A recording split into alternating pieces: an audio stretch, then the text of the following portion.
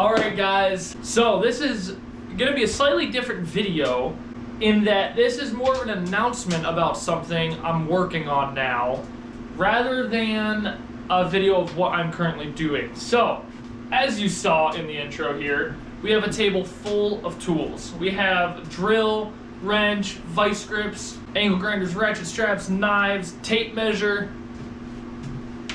I'm realizing I forgot to grab speed square pliers. We have a ton of stuff here. And what we're gonna do is in this video, I'm gonna give you a little bit of an introduction to what we're doing, and then I'm gonna post a bunch of short videos, very, very short, like only a couple minutes long, each one showing how to use these tools in detail. And what I want to do is to start helping people who want to get into metalworking, woodworking, whatever, want to start working with some of these things, but don't necessarily know how. Some things you might think are basic, another person won't. Like for example, did you know that pliers, standard pliers, can cut rod? They're meant to, they're designed to. It's not just that it works. You can cut steel rod with these. Did you know, for example, that using a dull box cutter blade is more dangerous than using a sharp one? Did you know that a speed square has a lot more options than just making sure things are 90 and 45 degrees? These are the things we're gonna cover. And like I said, what we're gonna do is post a short video for each item, and then people can just watch those and learn how to do it rather than having to watch through an entire 20-30 minute video just to find the one tool that they want. So, to all my regular viewers, thank you so much for watching once again. I hope that this is interesting and informative to you. To anybody that hasn't seen the channel yet, make sure you go below right now and subscribe so that you'll see as I post these videos, because you don't want to miss these. I think these are going to be really helpful. I hope these are really informative. And like I said, they're going to be super short videos, and I'm just going to start posting these. Anytime I think of a tool that I haven't shown how to work with yet, I'm going to make a video and post it. So this is the only video that we're going to do like an announcement out of. But we are going to start posting these as frequently as I can, just to help you guys, anybody that doesn't know how to use tools. I think these are going to be very useful for you. So anyways, welcome to the Beginner's Masterclass in Tools. Let's get started. So for this long form video, I'm going to show you a few of these things so you can get a taste of what I'm going for here, and then I'll post the short videos afterward. But for the long form, I'm going to go through a few of these, and you guys can start to get an idea of what I'm talking about with learning some of the basics that you might not know. So let's start with the box cutter. I use one of these on a daily. I always carry at least one with me. I have one of these sitting at my office desk. I have one of these in my car, and I have like 2 or 3 of them in this building. They are incredibly useful tools, but they are incredibly dangerous. That blade is long enough to cause some serious damage if you ever slip. Well, what causes you to slip when you're using a box cutter? It's not always that you're not being careful. It's not always that there was something in the way. Sometimes it's your blade and it's fighting you. So let's talk about that. So your problem is, if you look at this blade, you can see it's pretty dirty. It's been used. I've used it on tar paper, which is incredibly abrasive.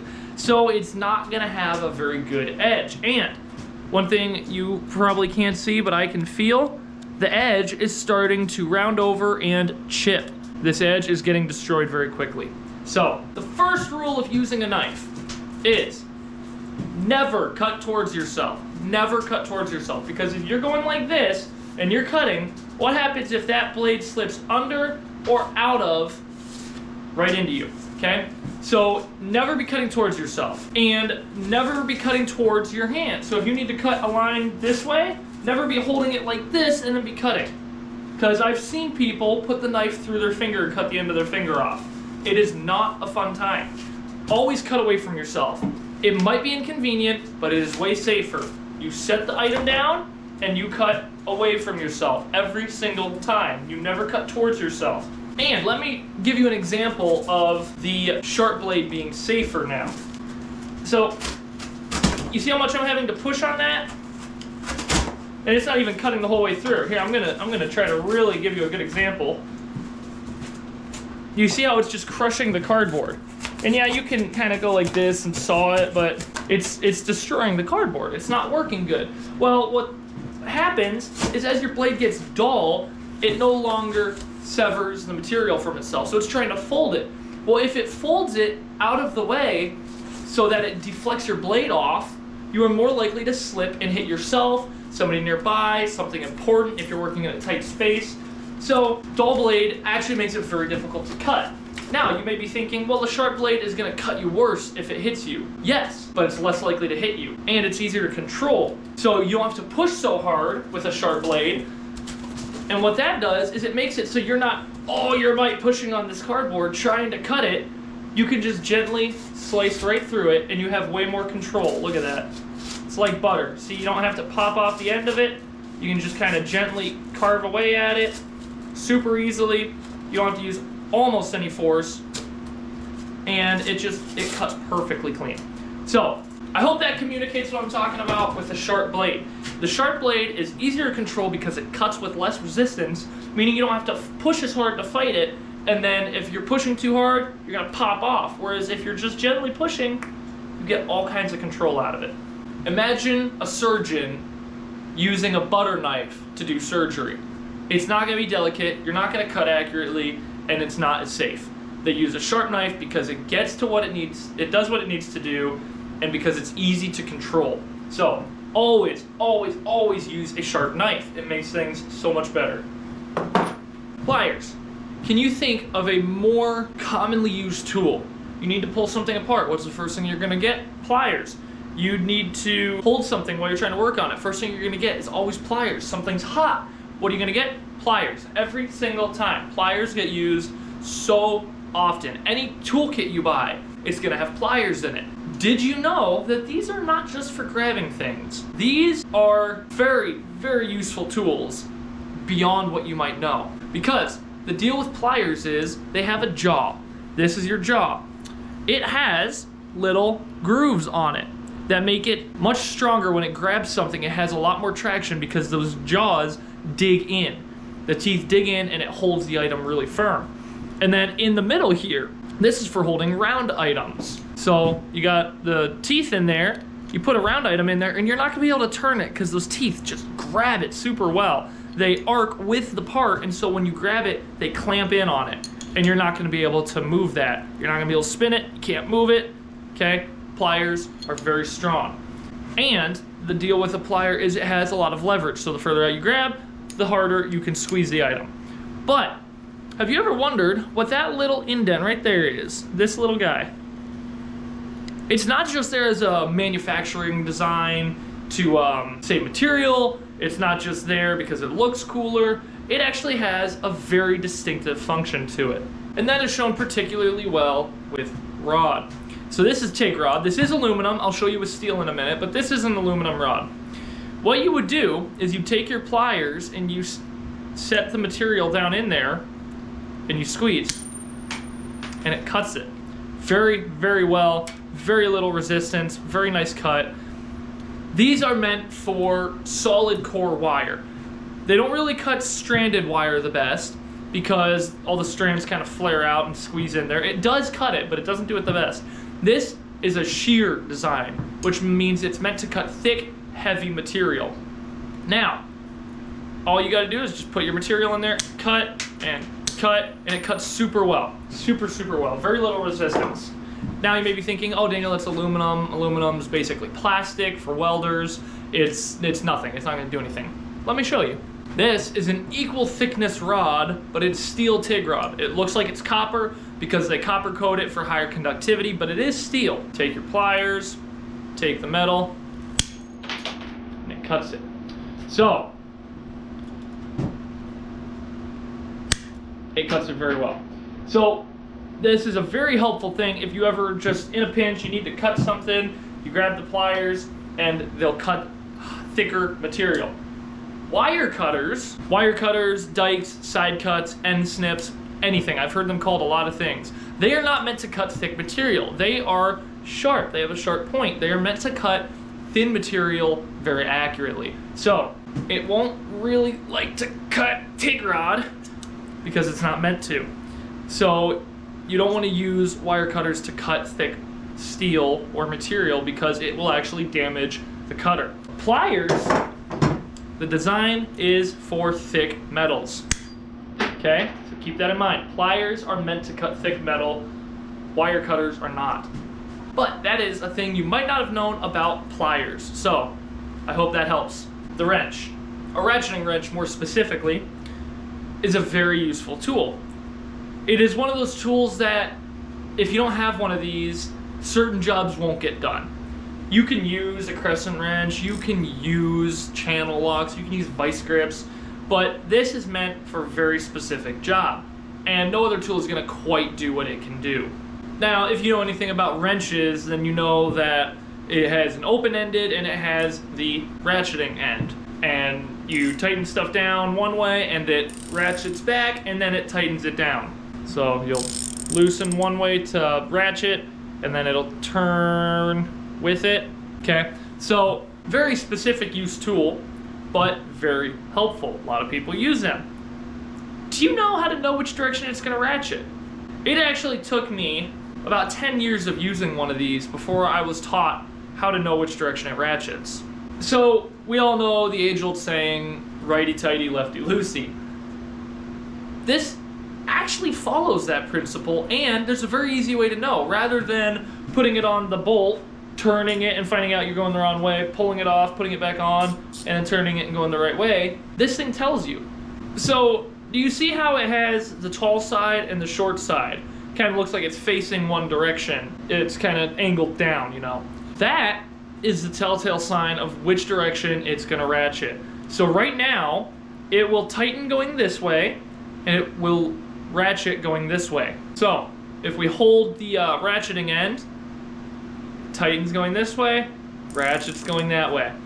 So that's to tighten something. So right now we're tightening it because it's spinning to the right.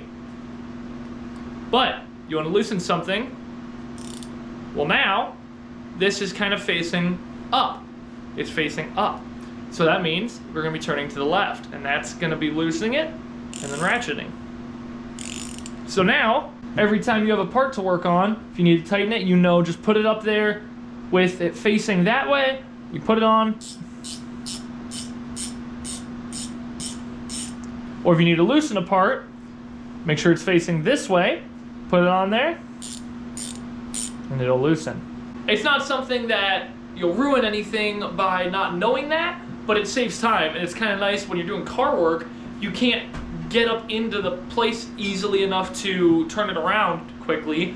You kind of have to reach it up there, get it on, and then do your thing. So this makes it so that you can just know with confidence, say, which way do I need to go? Well, I need to tighten it. I put it this way, put it up there, and then you work on it. So it's kind of a nice little trick to know. I find it very handy, and it just saves some time when you're kind of in a hurry. But that is how a ratchet wrench works. Do you know how to use vice grips? Sure, maybe you know that they clamp onto stuff, you close it, it'll hold it, but do you know how to use them? Because there's a right way. Now, there are a couple style of vice grips. There are the kind that you simply pull apart to release, and there's the kind where once it closes, pulling on this does you no good. But if you release that lever, that's where you get your leverage from. They both work under the same principle, just one relies on a lever to release the leverage, and the other kind of does it automatically, like this one. When using a vice grip, you have to be able to adjust it, because obviously a clamp that can only go to one side isn't very helpful. So in order to adjust a vice grip, you just take back here and you turn this handle. Now, a lot of vice grips look different. They have a different style handle back here. This one has that particular design, so you can put something through it and get more leverage to turn it if you need to adjust it while it's already clamped. I don't need to, so I always just adjust it ahead of time. But just like we discussed with the pliers, this has the teeth in the jaws on both the flat, that little bit of flat spot, and down in here. It's got very large teeth. That is, once again, to ensure that you get the maximum force to hold something still that you possibly could. So, you take these, you adjust it. Let's say we're gonna grab this little bit of 1/8 inch flat material.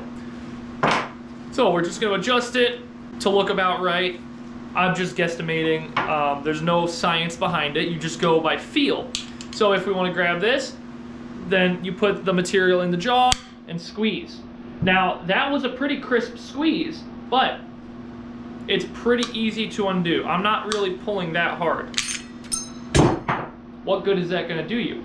So you want to make sure that when you clamp it, you gotta squeeze decently hard, because to undo this style of vice grip that doesn't have the lever, you have to put in the equal amount of force to undo it as you are gonna put in to do it. So take our part, I adjusted it a little bit tighter, grab our material, and clamp. Now that is a much better grab, see? Look at that. Okay, much better grab. And once again, you have to put in the same amount of force. So now I can't just easily undo that. So you gotta grab it, and then it'll release. So one more time. We have it adjusted now. Take your material, put it in the jaw. You're gonna clamp it just by squeezing is all you do. Now that is held in place. Once you're done, once again with a non-lever style vice grip, you're just gonna pull the two handles apart. Just pull them apart, and it releases. That's how you use that kind. This kind, though it looks very different, is the exact same thing as one of these. The only difference is I got this one so I can grab bigger stuff. This is for grabbing smaller stuff, but it's the exact same handle and principle. So to adjust it, we use this handle again. Loosening it is going to loosen your clamp. See how it's getting wider? And tightening it is going to tighten your clamp. And there it gets smaller. So we want to grab this 1/8" material again. So we're just going to guesstimate how tight this is going to need to be, put our material in this clamp, and right there, see I have it too loose again, it's not nearly enough. So we undo the clamp, tighten it a little bit, put it in there, clamp it. That was better, that's a lot better. So that time I got the grip a little bit better, but it's still kind of loose. So I'm just gonna tighten it again, and voila, that is a good grip. So with these, the difference is, you see there's a third lever in here. It's not just the two handles, it's got a lever in there. That is simply to give you more leverage so that you do not have to put as much force to undo it as you do to put it together. So, whereas with this one, if you clamp it so far, you have to pull equally as hard to unclamp it. Now it has the same mechanism inside, but it's all internal, so you don't get to directly influence it. But with this one, you can merely lift up on that, and see how I was able to undo that with just my thumb, because that lever just gives you a whole bunch of leverage, hence the name lever, and you can undo it a lot easier. So whereas to clamp it, you have to squeeze it. To unclamp it, because of this little lever, doesn't take a whole lot. So very simple tool, both of these, but very, very helpful and very important to know how to use them, so that if you're trying to help somebody with something, or if you're going to use these on a project yourself, going into it, you know how to use them, and it makes it a lot easier. But that is vice grips.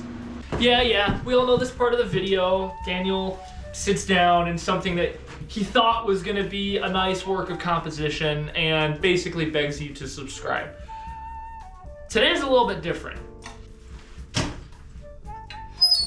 If you want to subscribe, that's fantastic, I'd appreciate it, but I'm not even gonna ask you to. What I'm gonna do today is I'm gonna ask you to do me a favor. In alignment with the idea of this video, to teach people things that you might not have known that you might assume is common knowledge, I would love to help people get to learn how to do things. I would love to help some people learn, some people that are passionate to work on their own things, whether it be building or hobby work, or just, you know, a little bit of construction at home to do some repairs. I would love to be able to help people with that. So the favor that I'm gonna ask you guys for is, if you think of a tool that I haven't covered, post it. Go down below and comment it right now, and I will make a video on that tool. And with this shared, the commenting and then the video, we can all work together and really help educate a lot of people that want to learn how to use these things, but just have never been taught. And I think that's what's really fantastic. I'm loving getting to show you guys what I'm doing in the shop, so I'm not going to turn this into my new thing. This is simply gonna be something I'm doing on the side here. So I'm gonna post these videos, they'll be in their own playlist, they'll come up at any random point, but I'm gonna continue with my 2 weeks upload. So regular videos will be coming out just like normal as always, but I want to be posting these videos to help people learn, and we'll put that in a playlist and let people learn from them. But to summarize all this, please do go down below. Make sure you comment on it if you have an idea of a tool in mind that you would like to learn or that you think other people could use to learn. Go down below, comment it, I'll make a video on it, and hopefully with this, we can really help educate a lot of people on some basic tool skills. But I know this is a very odd video, so I do thank you everybody who stuck in this long.